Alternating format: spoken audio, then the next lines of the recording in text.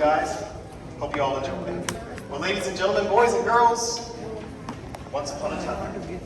Back in 1900 in the spring, a couple guys in Dayton, Ohio at a bike shop didn't necessarily think that they would be, setting themselves up to be the master innovators of their own destiny.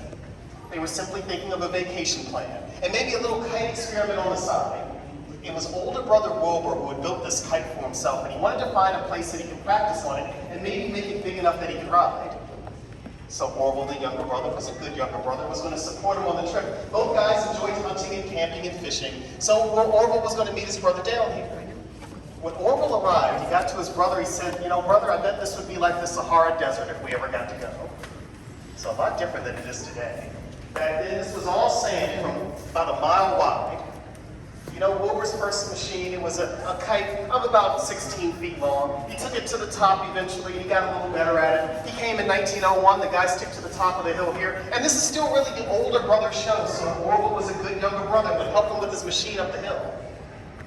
They came back in 1902, and the guys decided they would glide on the project together, and I think that's when the magic started to happen for them. So from the top of the hill, the guys would alternate back and forth to see who would go a little bit further, who had a little bit more control. Just a couple days into the new arrangement, Orville said, he drank too much coffee one night. He had trouble sleeping. He thought from the top, every so often when they would try to warp the wings by turning the hips, sometimes the machine would go the exact opposite way and crash straight to the ground. When you eat enough sand down here, you start to think you might have to change something else. So he thought maybe he can move the tail like a ship moves a rudder. But this is his older brother's project, and he thought Wilbur would kind of ignore the whole idea. And he was surprised. He approached his brother the next morning. He said, brother, if we were to move this tail like a ship moves a rudder. Wilbur was very impressed by the idea. He said, Orville, I think that's a wonderful idea. But when I glide, my hips, they move in the glider side to side, which turns the wings. And that's how I prevent roll. And of course, my left hand pulls on a lever, which directs the front of the machine in the pitch dynamic. What do you guys think the right hand does when they were gliding? Holds on for dear life. Brother, there's nothing I can do with anything going on behind me. So you find out with the project of the Wright brothers that it's not the one invention of the airplane, but several little inventions that were kind of tied together. So using this model, which is about 20 years old now, they decided to take their tail and place the tail in this complex webbing system. So as they move their hips, it not only turns the wings, but also turns the back. So a hard move to the right would allow the machine to turn to the right, a hard move to the left would allow the machine to go the other way. At the top of the hill, now with that whole idea isolated, the guys were at the top, the only gliding pilots in the world able to execute turns on one of these unpowered gliders. And by the end of 1902, Wilbur Wright has all the records. He had a glide of 622.5 feet, and he was aloft for 26 seconds. And his brother was now one of the best in the world also. He had a glide of 615 feet. So the guys were on the train thinking that maybe this project might, you don't have to do the camping trips anymore. Maybe we can put an engine on one of these gliding machines. And the engine allowed us, with all our controllability, we might be able to achieve thrust from level ground. So back in Dayton, Ohio in 1902, the guys thought they could put an engine on the gliding. But of course the engines were very expensive back then and very heavy, but it was poised to change the quality of life of good. It was going to be a combustible internal engine. Well, they didn't think they could build one of these engines yet. So they had asked their mechanic about it. They had hired Charles Taylor to watch the shop for them, and Charlie was a fantastic mechanic. The thing with Charlie, though, is he didn't speak very much, and he often during the day smoked tons of cigars. Well, the brothers never smoked. So one day they decided to head down to ask their mechanic about the idea. Charlie, have you ever built an engine? Charlie said, no, I've never built an engine. Well, if we gave you a hand with one, could you build us an engine 200 pounds or less? Maybe 8 or 9 horsepower and low vibration? Well, Charlie only said one word. Sure. They get Charlie a block of aluminum from a Pittsburgh company. They take it down to a local foundry to bore out holes. And in just 6 weeks, with rather primitive bike shop tools, Charles Taylor put together the first aluminum block engine in the world. Ends up being a pretty good one too, almost too good. The guys figure they need to protect the idea, so they spray paint the shine away and turn it black so if someone steals the idea, it would look cast iron.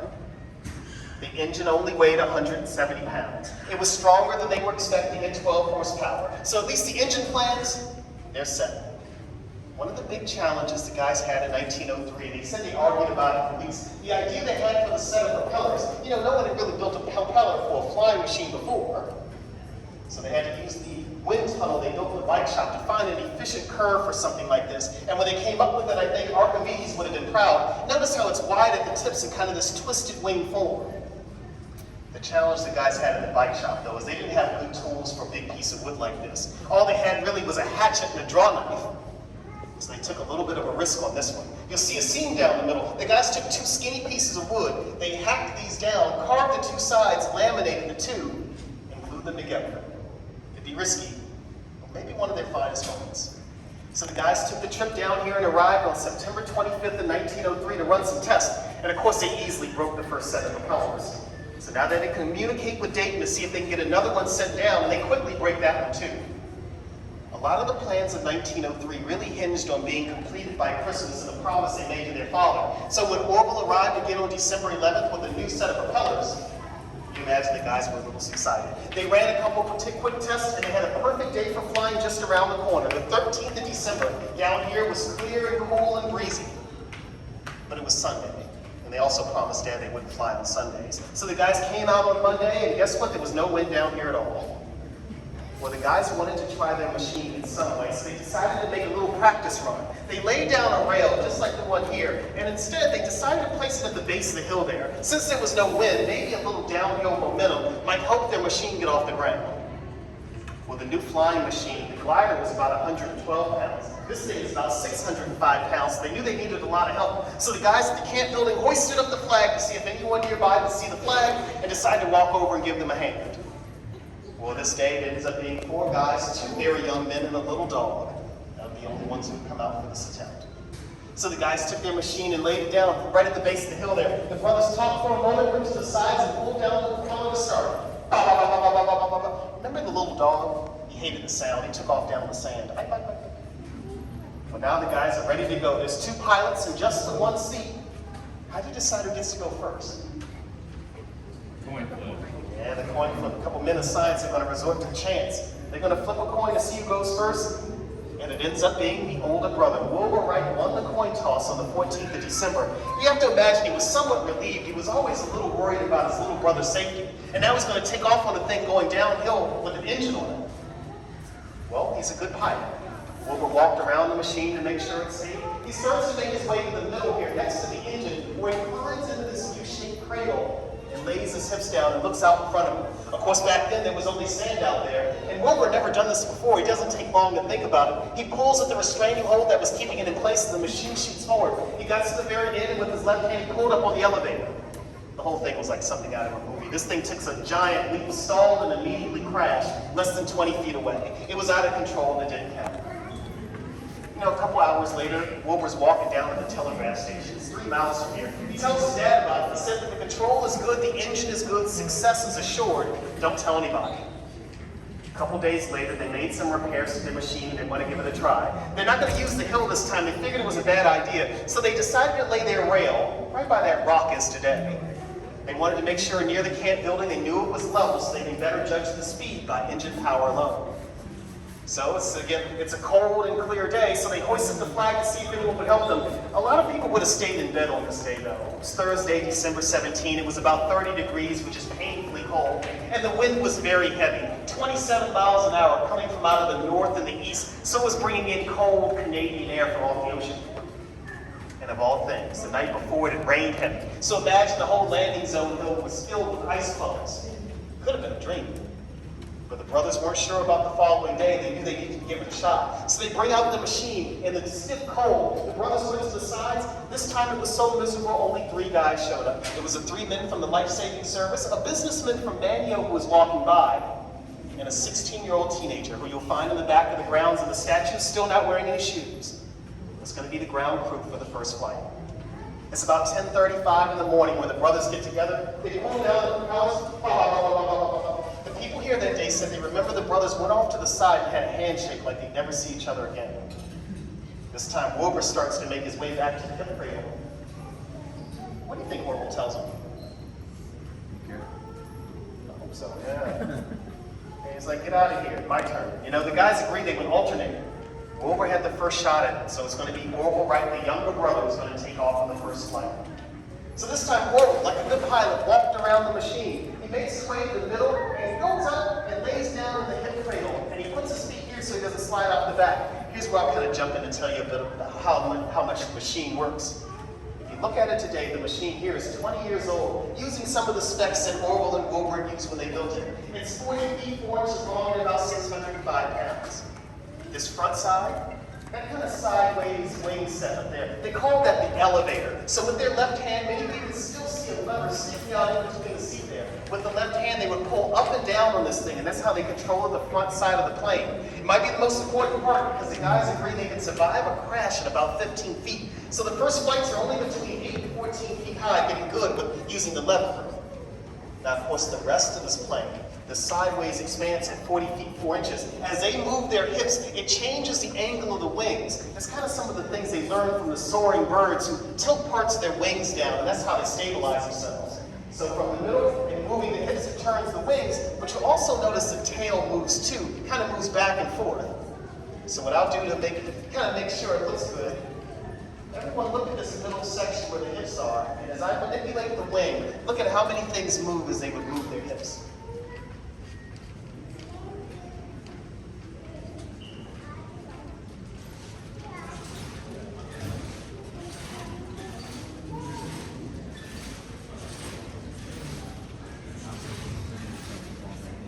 Imagine you got to be a fantastic athlete to pull this off. The guys were only about 140 pounds, so it would have been an accomplishment just to fit into there. But it's got an engine going on next to it. Their feet right behind it's got a set of propellers, and they're using their left hand, so a lot of it like rubbing the belly and tapping the head at the same time.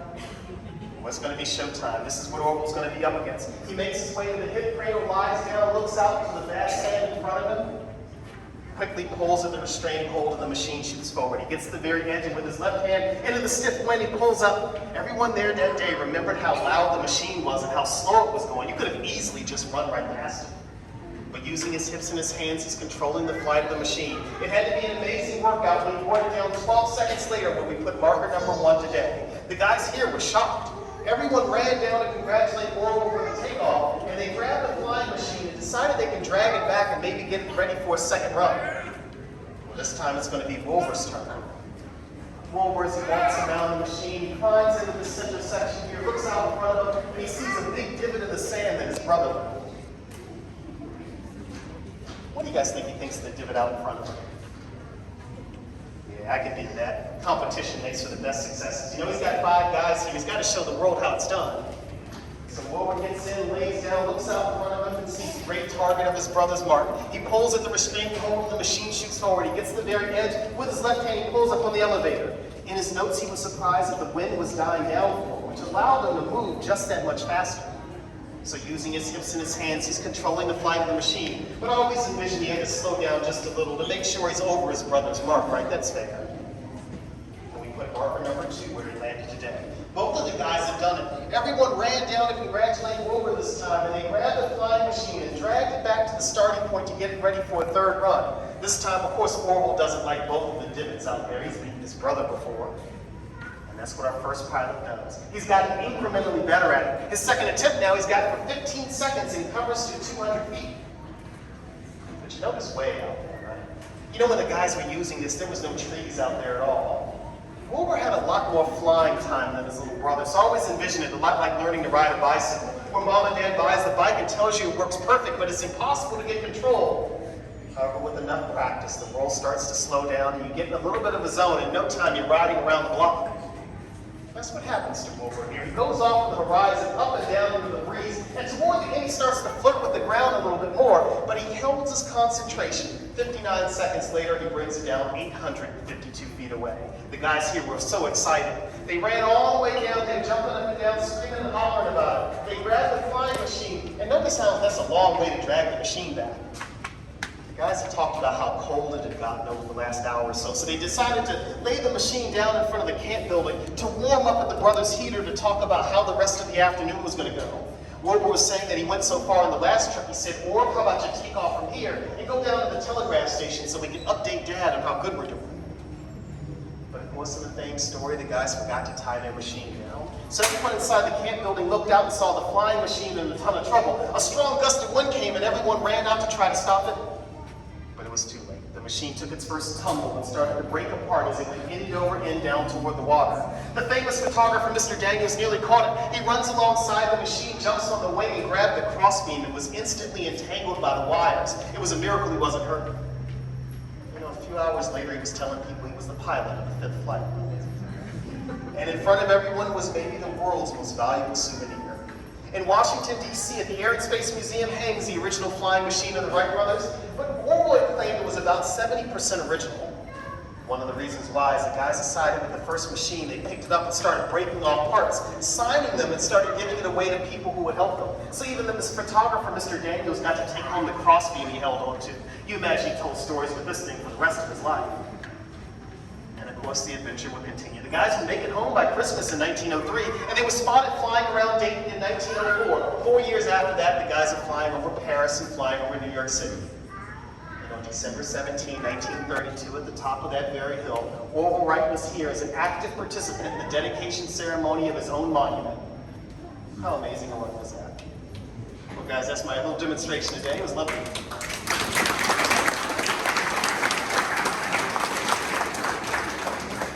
You guys are very, very kind. I'm down at the desk if you have any more questions about it.